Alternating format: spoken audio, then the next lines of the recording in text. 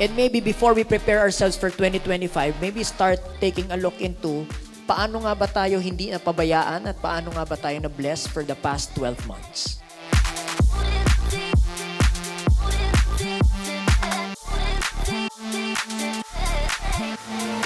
Good evening, everyone, and happy Thanksgiving!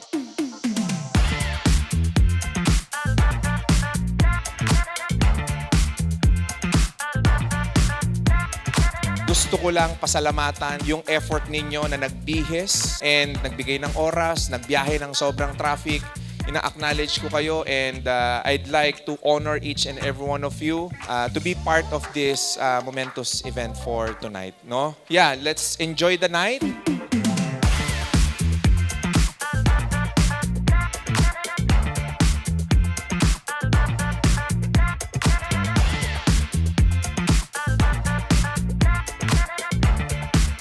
How did you guys start with content creation po?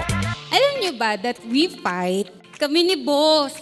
Pero alam niyo yun, parang yun yung way niya para iparamdam sa akin na itama ako dun sa mga maling pananaw ko sa buhay. Mga kapwa GCI ko dito, sa inyo na natatakot pang mag-content, gawin mo na because I am sure that your competitors are feeling the same way. So kung ayaw nilang gawin, edi ikaw ang gumawa.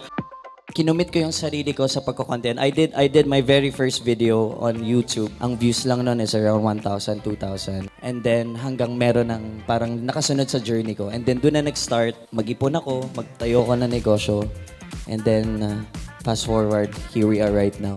I do it personally, kaya binibigyan ko siya ng oras personally kasi yun yung training grounds ko para sa bigger picture na nakikita ko for myself. Kung meron man yung pinaka-effective na dapat na mag-endorse sa business natin, tayo yun as owner. Walang iba. Kasi tayo yung nakakaintindi ng negosyo natin.